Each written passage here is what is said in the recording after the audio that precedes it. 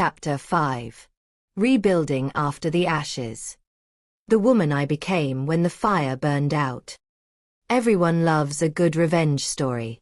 Trust me, I get it. There's something deeply satisfying about watching the bad guys get what's coming to them. About seeing Karma finally clock in for her shift and do her job.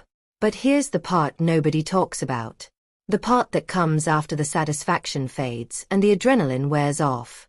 The part where you're standing alone in the wreckage of your old life, wondering who the hell you're supposed to be now. That's where the real story begins.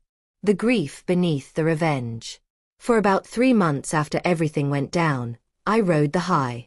Every time I heard about David's latest disaster or Maya's continued exile, I felt this rush of vindication. I was right. They were wrong. Justice was served. But then one night, I was sitting alone in my new apartment, a little one-bedroom in Grandview Heights, eating takeout Chinese food and watching some mindless reality show. And out of nowhere, I just started sobbing. Not because I missed David. I didn't. Not the real David, anyway. I was crying because I missed the person I thought he was.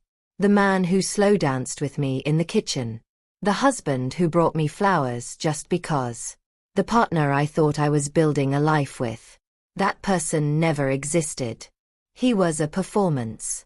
A mask. And I'd fallen in love with a ghost. Same with Maya. I didn't miss the woman who betrayed me. But I missed my little sister. The girl who used to braid my hair. The teenager I'd sneak out with to get milkshakes at midnight. The maid of honor who cried at my wedding. That Maya was gone too. Maybe she'd never really been there at all. I started therapy the next week. Found a counselor named Dr. Patel who specialized in trauma and betrayal. And let me tell you, those sessions wrecked me in the best way possible. She helped me understand that grief doesn't always make sense. You can grieve people who are still alive. You can mourn relationships that were built on lies. You can miss something that was never real because to you, it felt real. And that pain is valid. I spent months unpacking everything. The trust issues. The self-doubt.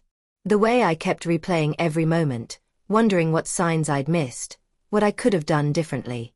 Dr. Patel told me something I'll never forget. Rachel, you didn't fail to see the red flags. They deliberately hid them from you. That's not your failure. That's their deception. That reframe changed everything. Reclaiming identity. Once I stopped blaming myself, I started rebuilding. First, I sold everything connected to my old life. The furniture David and I had picked out together. The dishes Maya had given us as a wedding gift. All of it gone. Donated, sold, thrown away. I didn't want a single reminder. Then I did something crazy. I applied for a travel nursing contract in San Diego. Packed 2 suitcases, shipped a few boxes, and moved 2,200 miles away from Columbus, Ohio. Best decision I ever made. San Diego was like hitting a reset button. Nobody knew my story. Nobody looked at me with pity or whispered behind my back. I was just Rachel, the new nurse from the Midwest who was weirdly obsessed with fish tacos and beach sunsets. I cut my hair short. Dyed it a shade darker. Started hiking on my days off, something I'd never done before. Tried surfing and wiped out spectacularly, but laughed harder than I had in years. I learned how to be alone without being lonely. How to enjoy my own company. How to wake up in the morning and actually look forward to the day instead of dreading it. And somewhere along the way, I realized something important. I wasn't broken. I'd never been broken. I'd just been surrounded by broken people who made me feel like their cracks were my fault. But they weren't. Their choices were their own. Their betrayal said everything about them and nothing about me. For the first time in years, I looked in the mirror and actually liked who I saw looking back. The message to the listener. So here's where I turn to you. Yeah, you. The one listening to this right now. Maybe you found this story because you're going through something similar. Maybe you've been cheated on, lied to, betrayed by someone you trusted with your whole heart. Maybe you're sitting in your car or lying in bed, wondering how you're supposed to move forward when the people who were supposed to love you burned your life to the ground. I see you. I've been you. And I need you to hear this. You're going to survive this. I know it doesn't feel like it right now. I know the pain feels unbearable, the betrayal feels insurmountable, and the future feels impossible. But you're stronger than you think. Revenge might feel good for a while. And honestly, I don't regret exposing David and Maya. They deserved every consequence they got. But revenge wasn't my victory. It was just my first step. The real victory was letting go. Letting go of the anger that was eating me alive. Letting go of the identity I'd built around being someone's wife, someone's sister. Letting go of the need to understand why they did what they did, because some questions don't have answers, and closure is something you give yourself. I stopped letting their betrayal define me. I stopped being the woman whose husband cheated with her sister, and started being just Rachel. A nurse. A survivor. A woman who walked through fire and came out the other side.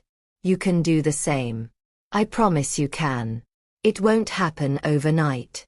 It won't be easy. There will be setbacks and bad days and moments where you want to give up. But you won't. Because you're still here. You're still fighting. And that means you've already won the hardest battle. Don't let their betrayal become your prison. You deserve so much more than that. Closing note. I used to wonder what I did wrong, what I missed, what I could have done differently, why I wasn't enough.